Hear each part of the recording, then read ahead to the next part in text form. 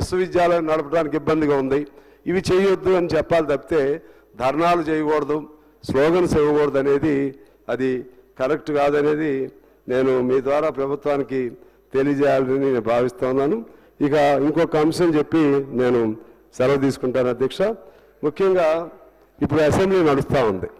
Assembly నడుస్తున్న తరుణంలో చాలామంది ప్రజా సంఘాల వారందరూ కూడా వాళ్ళ బాధలు చెప్పుకోవచ్చని మనం చూసాం. ఇందిరా పార్కు దగ్గర ధర్నాలు నిషేధిస్తే అక్కడ మళ్ళీ ధర్నాలు చేసే విధంగా ఆనాడు పోరాటాలు చేసి తిరిగి కేంద్రం మన కోర్టు నుంచి కూడా తెచ్చుకుని ధర్నా కేంద్రాలని తిరిగి అనుమతించే విధంగా తెచ్చుకోవడం జరిగింది అనుమతి. అయితే ఇప్పుడు చాలా మరి ఎట్లా జరుగుతుందో తెలియదు కానీ ఎటువంటి పర్మిషన్లు ఇవ్వట్లేదు అధ్యక్ష. అసెంబ్లీ జరిగినప్పుడు వాళ్ళు ఏదన్నా ఉద్యమం చేసుకుంటే ఆ ద్వారా ఇక్కడి నుంచి ఏదన్నా కబురు ఇక్కడ ప్రభుత్వానికి అందుతుందని ఆశ, అదేదో అయ్యిద్దనేది కాదు కానీ అదొక ఆశ. అందువలన నేను మీ ద్వారా తెలియజేసేది ఏంటంటే పాత గుర్తు కూడా అప్పుడు తుమ్మల నాగేశ్వరరావు గారు మంత్రిగా ఉన్నప్పుడు ఒక రైతు ఉద్యమం పైన కొల్లి నాగేశ్వరరావు గారు ఆయన చేస్తే సాక్షాత్తు ప్రభుత్వమే అరే మంచి మాటలు చెప్తే కూడా అంటారా మీరు? అరే మీకు అందరి కోసమే చెప్పేది ఇది, మరి ఆగరాదు. నా మీద ఆవేశం చూపెడితే అట్లా తమ్ముడు, అదే కదా చెప్తుంది మీరు. ఇక అందుకనే మీరు ఇదే అలవాటు అండి వీళ్ళకి. మంచి ఏం చెప్తున్నారో తెలియదు, వాళ్ళకి వ్యతిరేకంగా ఏం చెప్తున్నారో తెలియదు, వాళ్ళకి అనుకూలం ఏం చెప్తున్నారో తెలియదు. మనం ఏం చేయాలి? అందువలన చెప్పండి సార్, మీరు మీకు కనీసం తెలియదండి మీకు. నేను చెప్పింది ఏంటండి, ఇప్పుడు నేను చెప్పింది మంచి ఆలోచన చెప్తుంటే అధ్యక్ష నేను ఏమంటున్నానంటే 2014 పూర్వం ఏ ధర్నాలు చేసుకున్నా ప్రభుత్వాలే మంత్రులను కూడా పంపించి వాళ్ళకి ఏదైనా ఒక హామీ ఇప్పించేటువంటి ఒక సాంప్రదాయం ఉండేది అధ్యక్ష. అందువలన ఇవాళ తెలంగాణలో మరలా కాంగ్రెస్ ప్రభుత్వం వచ్చిన తర్వాత మళ్ళీ పాత వరవడి రావాలని చెప్పి మీ ద్వారా నేను కోరుతున్నాను. వాళ్ళేమి ఇప్పుడు మహిళలు ఉద్యమం చేయాలనుకుంటారు, వాళ్ళేమి తుపాకులు ఉండవు లేకపోతే ఇంకేదో ఇబ్బందులు పెట్టరు. అందువలన మీ ద్వారా నేను కోరేది 2014 పూర్వం ఎలా ఉందో ఆ విధంగా ఆయా సంఘాలు వాళ్ళకు సంబంధించిన బాధలు చెప్పుకునే అవకాశాన్ని ఇవ్వాలని, పోలీసులు అనుచితంగా ఇష్టారాజ్యంగా గ్రామాల్లోనే ఈ అసెంబ్లీ జరిగే టైంలో ఊరేగింపని అంటే చాలు అరెస్టులు చేయటాలు లాంటి పద్ధతులు పోవాలని చెప్పి మీ ద్వారా ప్రభుత్వానికి తెలియజేస్తా ఉన్నాను అధ్యక్ష. గౌరవ సభ్యుల యొక్క విషయాలన్నీ పరిగణలోకి తీసుకోవడం జరుగుతుంది అధ్యక్ష. కౌశిక్ రెడ్డి గారు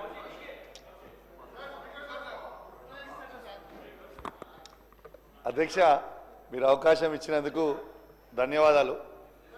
most urgent and most important అధ్యక్ష, మా హుజురాబాద్ నియోజకవర్గంలో చివరి ఆయకట్టుకి DBM 21, DBM 22, 23, 24కి చివరి ఆయకట్టు ఉన్న గ్రామాలకి శ్రీరాములపల్లి, అంబాల, శనిగరం, గూన్పర్తి, మాదనపేట, లక్ష్మీపూర్, గోపాల్పూర్, బత్వన్పల్లికి నీళ్ళు వస్తలేవు అధ్యక్ష. వేలాది ఎకరాలు ఎండిపోయే ప్రమాదం ఉంది. అనేక సార్లు నేను సి గారితో డి గారితో మాట్లాడుతూ ఉన్నాను అధ్యక్ష. నీళ్లు ఇస్తామని చెప్తున్నారు, ఇస్తలేరు. దయచేసి దండం పెట్టి చెప్తున్నాం, దయచేసి ఆ రైతులకి నీళ్ళు ఇచ్చి వెంటనే ఆ గ్రామాలని ఆదుకోవాలని కోరుతా ఉన్నాను అధ్యక్ష. అదేవిధంగా 29 DBM 29L కూడా చివరి ఆయకట్టు జమ్మికుంట మండలంలో ఉన్నది. వావిలాల, నగురం, నాగారం అడ్దికున్నాయి. మళ్ళీ ఇల్లంతకుంట మండలంలో బూజ్నూరు, సీతంపేట, పాతర్లపల్లి, మరువన్పల్లి, భోగంపాడికి నీళ్ళు అందుతలేవు అధ్యక్ష. దయచేసి రిక్వెస్ట్ చేస్తున్నాను అధ్యక్ష, వెంటనే ఆ రైతులకి నీళ్ళు అందియాలని రిక్వెస్ట్ చేస్తా ఉన్నాను అధ్యక్ష.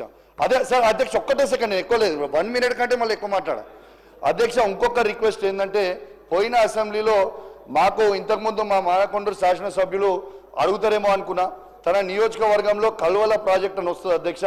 దాదాపు దాని కింద ఆయకట్టు 6-7 వేల ఎకరాల ఆయకట్టు మా వీణవంక మండలం, జమ్మికుంట మండలానికి వస్తుంది. దానికి DPR రెడీ చేసినాం. అన్నీ రెడీ చేసినాం. పోయినసారి మంత్రి గారికి కూడా, ఇరిగేషన్ మంత్రి గారికి పర్సనల్గా రిప్రజెంటేషన్ ఇచ్చిన, దయచేసి ఆ ప్రాజెక్ట్ కట్టమని.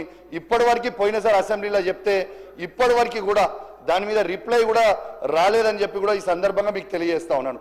అధ్యక్ష, వన్ లాస్ట్ థింగ్ అధ్యక్ష, మాట్లాడుతూ మొన్న డిప్యూటీ సీఎం గారు హుజురాబాద్ నియోజకవర్గంలో ఇంత రుణమాఫీ చేస్తామన్నారు కదా అధ్యక్ష. నేను ఇంత చేసినామని చెప్పిండ్రు.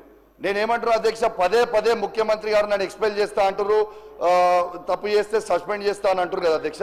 నేను ఓపెన్ ఆఫర్ ఇస్తున్నా అధ్యక్ష, 107 గ్రామ పంచాయతీలలో ఏ ఒక్క గ్రామ పంచాయతీలైనా హుజురాబాద్ నియోజకవర్గం 100% రుణమాఫీ అయితే నేను రాజీనామా చేసి నేనే వెళ్ళిపోతా అధ్యక్ష. ఇది గ్యారంటీగా చెప్తా ఉన్నాను. ఇంకోటి అధ్యక్ష, లాస్ట్ ఇంకోటి అధ్యక్ష, మొన్న స్టేషన్ గన్పూర్ నియోజకవర్గంలో ముఖ్యమంత్రి గారు 800 కోట్ల రూపాయలు ఇచ్చిర్రు. నా హుజురాబాద్ నియోజకవర్గానికి కూడా 1000 కోట్ల రూపాయలు ఇవ్వాలి. పక్కనున్న అనంకొండలో ఉన్న రాజేందర్ రెడ్డి గారికి, అటు పక్కనున్న కొండ సురేఖ గారికి, ఇటు పక్కనున్న పల్లరాజేశ్వర రెడ్డి గారికి, దాని పక్కన నేనున్న మా నియోజకవర్గాల్లో కూడా 1000 కోట్లు ఇవ్వాలి అధ్యక్ష. ఇది కాంగ్రెస్ పార్టీలో ఉన్న ప్రతి ఎమ్మెల్యే మనసులో ఉన్నది చెప్తున్నా, ఈ బీఆర్ఎస్ పార్టీలో ఉన్న ప్రతి ఎమ్మెల్యే మనసులో చెప్తున్నా. ప్రతి నియోజకవర్గానికి, ప్రత్యేకంగా నా నియోజకవర్గానికి కూడా 1000 కోట్లు ఇవ్వాలని దయచేసి నా చేతులు జోడించి మరి కోరుకుంటూ సెలవు తీసుకుంటా ఉన్నాను. థ్యాంక్ యూ అధ్యక్ష. నోట్ చేసుకున్నాం అధ్యక్ష. నాగమయ్య గారు, దయచేసి నన్ను ఏలెత్తి అడగకండి. నేను కొత్తగా వారికి అవకాశం ఇస్తున్నా. వాళ్ళు మాట్లాడిన తర్వాత టైం ఉంటే మీకు ఇస్తా. 11:15కు క్లోజ్ చేస్తున్నా.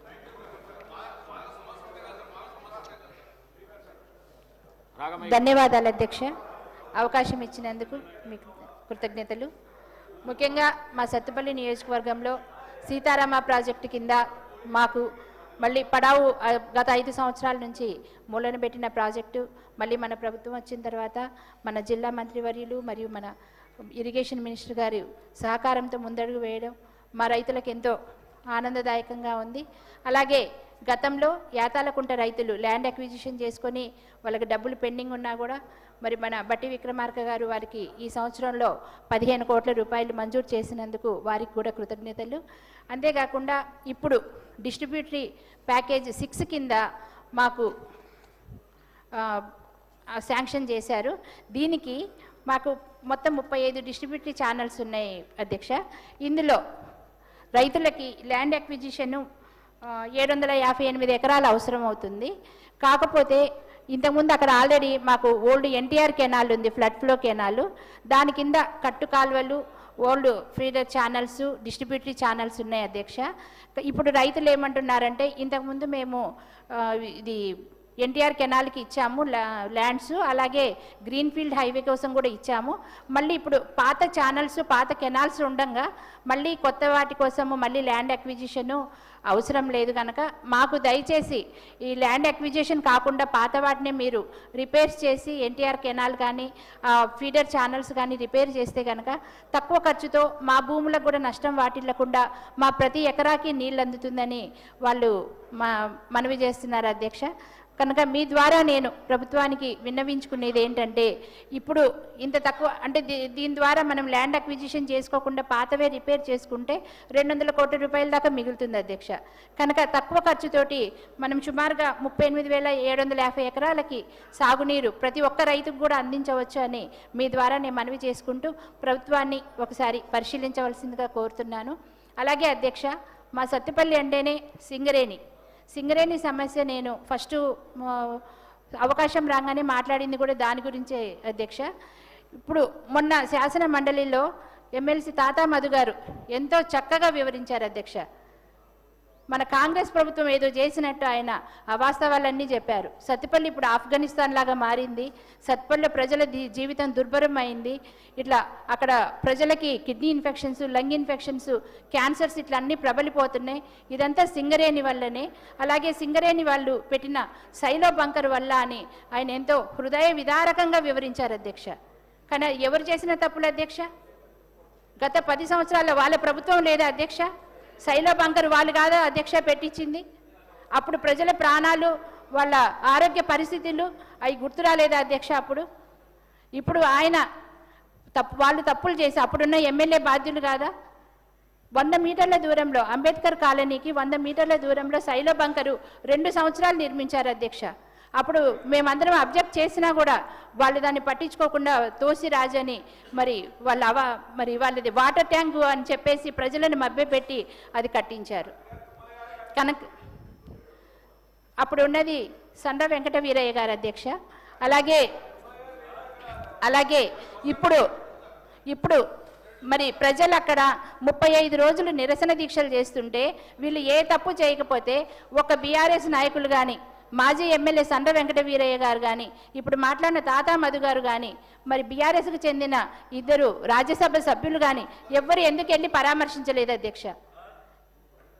వాళ్ళ ప్రాణాల పట్ల అంత చిత్తశుద్ధి ఉంటే వాళ్ళు ఎందుకని మరి వాళ్ళు వెళ్ళి పరామర్శించాలి, ఏదైనా సమస్యల పరిష్కారం చూపించాలి కదా అధ్యక్ష. అదే మా కాంగ్రెస్ మన ప్రభుత్వం అధికారంలోకి రాగానే అక్కడ లోకల్ యువతకి 80% ఉద్యోగాలు మన బట్టి విక్రమార్క గారు ప్రకటించగానే లోకల్ యువతకి 80% ఉద్యోగాలు ఇచ్చాం అధ్యక్ష. అలాగే అక్కడ గ్రీనరీ ఉండాలని పచ్చదనం కోసం మరి 30,000 మొక్కలు నాటించాం అధ్యక్ష. అలాగే సింగరేణి అధికారులతో నిత్యం టచ్లో ఉంటూ ఆ ప్రజల సమస్యలను వివరిస్తూ వాళ్ళ ద్వారా మనం అవన్నీ కూడా పొల్యూషన్ కంట్రోల్ మెజర్స్ తీసుకుంటున్నాం అధ్యక్ష. మెడికల్ క్యాంప్స్ ఏర్పాటు చేస్తున్నాం, ఇవన్నీ చేస్తున్నాము. ఇప్పుడు ఏంటంటే అధ్యక్ష, అక్కడ అంబేద్కర్ కాలనీలో 350 కుటుంబాలు ఉంటాయి అధ్యక్ష. అది ఖచ్చితంగా 90 నుంచి 100 మీటర్ల దూరంలోనే ఉంది అధ్యక్ష శైల బంకర్. దాని ద్వారా అంటే లోడింగ్ పాయింట్ అధ్యక్ష అది.